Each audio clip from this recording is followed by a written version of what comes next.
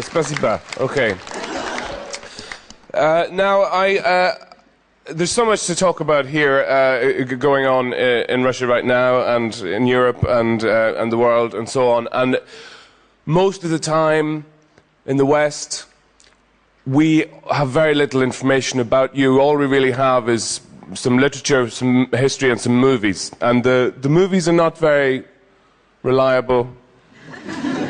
And the best way I found to find out about Russian people is to say to a Russian person, what are they like? But I can only speak to the ones in the West. And the way they describe Russians is intense. Because they say they're the best people in the world. I hate them. I love them, but I hate them. They're so ignorant and so stupid, and the most intelligent people I've ever met. They have amazing minds, they're incredibly stubborn, and they think about everything. They're very spiritual, but they're cold. They won't tell you anything. And then they tell you everything. They tell you everything that ever happened in their lives and what happened to their mother and their father and their grandmother and so on. And then they insist you stay for dinner. And you have to eat all the food, and the chairs and the curtains. And you listen to this and you think, wow, I didn't know it was so complex. And they say, it's not complex, it's the simplest thing in the world. What's wrong with you? Are you stupid or crazy or both? And you're fat. I love you. Here, eat this. And it's very intense.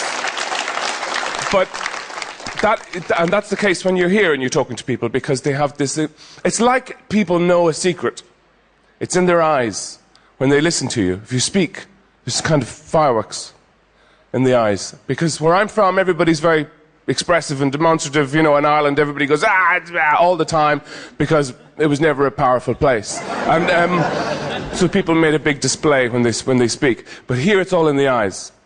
People listen to you, and you feel like they really understand. They understand you in a way you've never been understood before. So you tell them more, and you tell them more, and they're looking, and these fireworks are in their eyes. And then you wait for them to respond, and they come closer, and they say something like, do you like soup? Yeah, I like soup, yeah. I know a place where we can get good soup. But is that all you're going to say to me? Is that your response to everything I've just told you about my life? No, we should go now, it will close. The other way to find out about Russians is from film. That's the obvious way. But the Hollywood presentation is very stereotypical. It is always the same. The men tend to be all, bad guys who say things like, since I come to your country, I make bomb. They have a scar that goes from here down to here, and their left hand is a blender or a hook or something. And it's very easy for me to make bomb because you Americans are so stupid. You spend all the time playing baseball and eating hamburger. And the women are very tragic.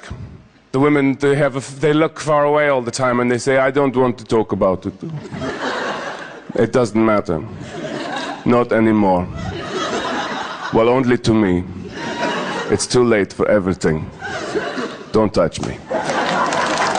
The look is, is a very distinct Russian look, and then you come here and you see people have the gender definition is very strong. Women that look very feminine and Orchin Stilnya and all that stuff, and the guys they have only two looks really. They either tend to be muzhik or chuvak, and that's it.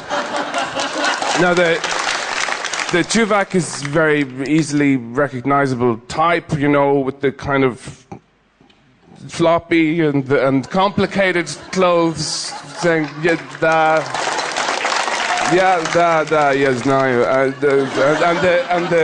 and the muzhik is it's just a simpler kind of appearance. This and the language is very beautiful, but it's very difficult. I like going into shops to use my 3-4 words of Russian so that I can pretend I can speak Russian for just a minute, and then the woman looks at me and says, "Что?" But I might as well just tell the truth, at this stage there's no point pretending anymore. Nie śpią. And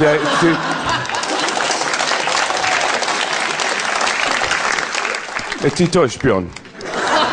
Nie знаю. Работай на нас. Pastorej ze mną.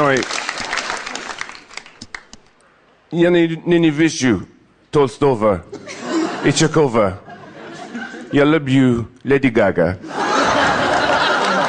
I donuts. Thank you very much.